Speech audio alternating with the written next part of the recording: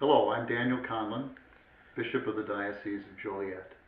I'm happy to be speaking to you today from my home. And sitting here on the couch reminds me of sitting with my father when I was a kid. My dad used to sit with us on the couch and read to us from the Bible. Now, my dad was no Bible scholar, although he's one of these people who considers him an expert on just about everything. But he just really believed in his Christian faith, and he wanted to share it with us. We really like reading from the Bible because our family Bible at home had beautiful pictures of David holding the head of Goliath, or the wise men visiting at the nativity of Jesus. And then, of course, there was Daniel, my namesake, with the lions in the lion's den. As we got older, of course, we were able to understand the stories that went behind those pictures. And my dad clearly had a real love for the stories. He had a love for the God who made those stories possible.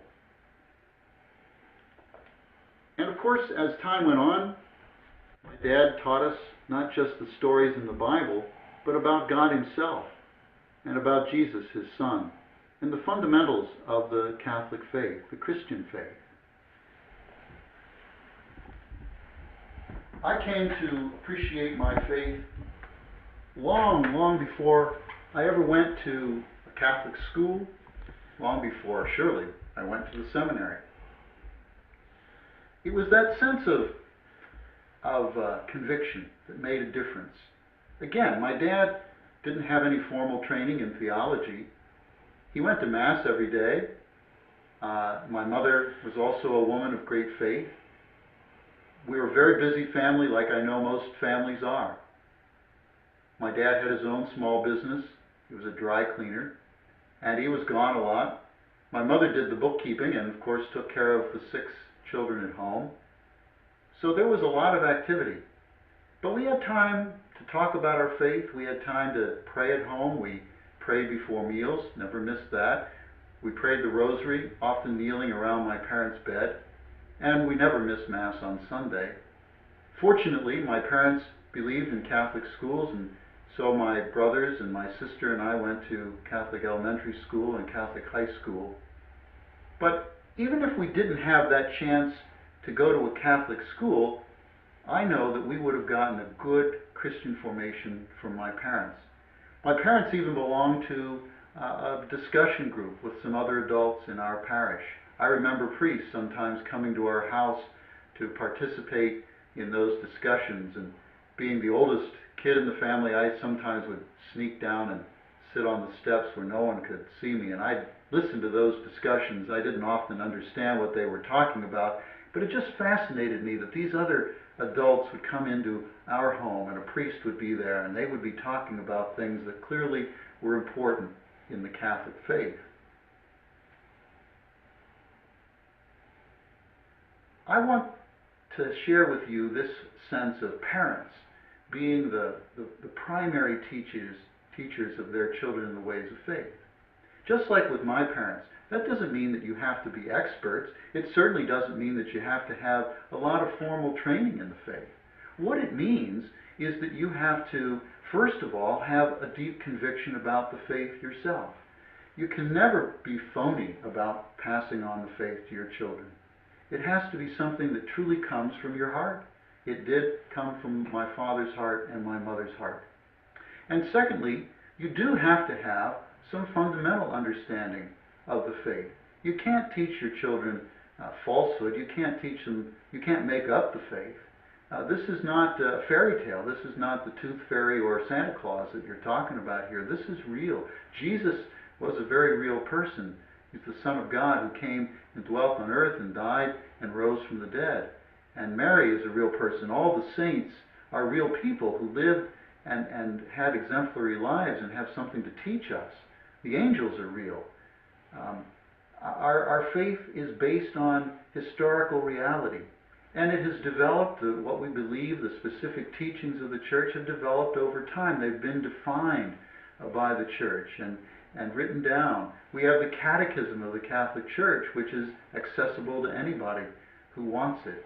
And there are all kinds of materials out there. Some of it's online, on the internet. You have to be careful, make sure it's good Catholic material. Some of it's available in printed form. Some of it might be actually available right in your own parish. Many parishes have lending libraries. Many parishes have book racks in church where you can pick up things. And the parish is also a good resource because many parishes have adult faith formation programs. There may even be Bible study groups in your parish, or even adult discussion groups like the one my parents belonged to when we were young. These are all ways that you can deepen your faith, both in terms of your commitment, but also in terms of your knowledge of the faith. You have a great opportunity. I know you love your children. You brought them into the world. God gave you that gift of life for your children. And you want the best for your children. I know you do. You do materially. You give them things. You work hard for them. But more than that, you want them to grow up and to be happy. You want them to have the best life possible. But what's the best in life? Well, the best in life is knowing God and being able to live life with the spiritual gifts that God gives us. And you have to be the one who introduces your children to those realities. You can do it. I know you can do it. My parents did it, and many other parents over the history of faith have done that. How does the faith get passed on from generation to generation? Sure, our parishes, our priests do it, our Catholic schools do it, our parish religious education programs do it. All of those are part of the effort. But in the end, the faith gets passed from generation to generation because of parents. It's parents who believe in Jesus Christ and pass that belief on to their children from the sincerity of their hearts. It's parents who decide to take their children to Mass on Sunday and prepare them for the other sacraments. It's parents who decide to send their children to a Catholic school or to religious education programs from the beginning of school all the way through high school. It's parents who challenge their children to make good decisions based on the moral teaching of Christ and the Church. And that includes well into young adulthood. You can do it because God has given you the gift to do it. If He gave you children, He gave you also the gift to be able to instruct your children in the ways of faith. It is something that you can do. It's something that you need to do out of love for your children. God bless you and your work of passing on the faith to your wonderful, beautiful children.